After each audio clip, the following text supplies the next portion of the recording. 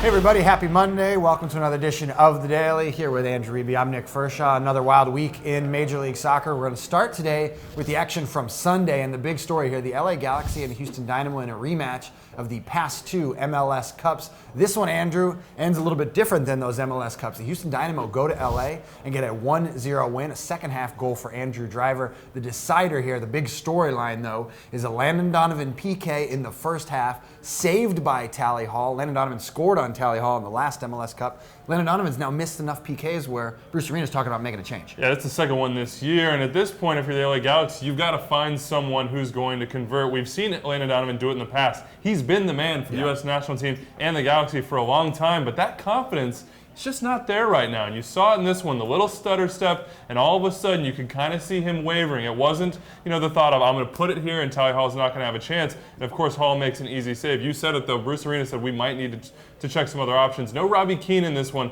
I think if they have one and Robbie's on the field, you'll start to see him take the spot kicks. So the win for the Houston Dynamo bumps them up into a four-way tie atop the Eastern Conference standings. It's early in the season. This is how it happens. New York Red Bulls, Montreal Impact, Sporting Kansas City, and the Houston Dynamo all locked up there atop the Eastern Conference. Log on to MLSsoccer.com/standings to find out who's leading the race.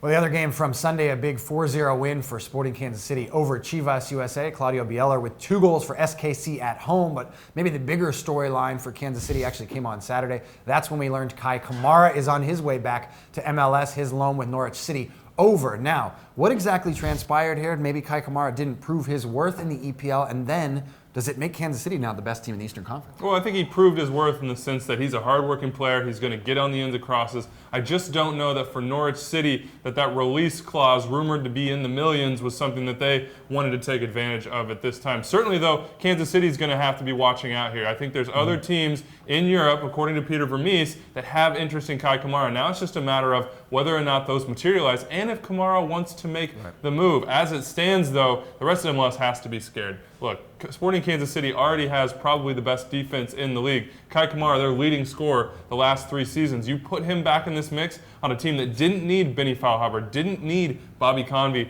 to run over Chivas USA this weekend. That's a scary proposition, and he could even be back on Wednesday. They're saying, yes, he is available for that game against the Sounders. He's fit. He's been playing. He should be back in that lineup, I would expect. Curious to see Kei Kamara back for Kansas City on Wednesday against the Sounders. Let us know what you think in the comments below. Does Kei Kamara's return make Kansas City the best team in the Eastern Conference?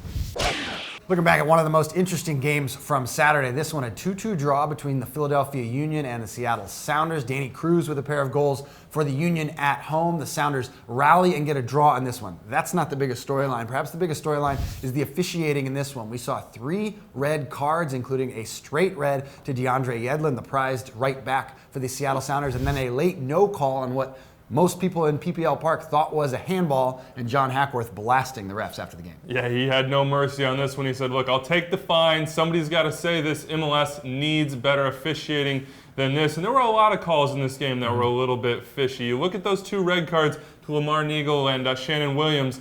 Some people thinking maybe they're yellows. I don't know. I personally think you defer to the referee at that point, but it's certainly the fact that he did not have control of the game contributed late on to that Yedlin red. And I think the disciplinary committee might take a look at that one. You also have to think that they'll take a look at Eddie Johnson's knee or whatever he did to Antoine Hoppenot late on in that match. Well, as you said it, the big call, the one that Hackworth has to be the most, hacked off about is that handball. Leo Gonzalez right in the arm. Connor Casey going crazy, and the Union have to settle for a point when really they probably should have walked out with 3. I'm sure you'll see a number of those calls on Simon Borg's instant replay segment coming out on the site later, and Extra Time Radio. That call also comes out on Monday. We'll talk about that and a whole lot more. The podcast comes out on iTunes, Buzzsprout, Stitcher Radio. That does it for us. We'll see you in another edition of The Daily tomorrow.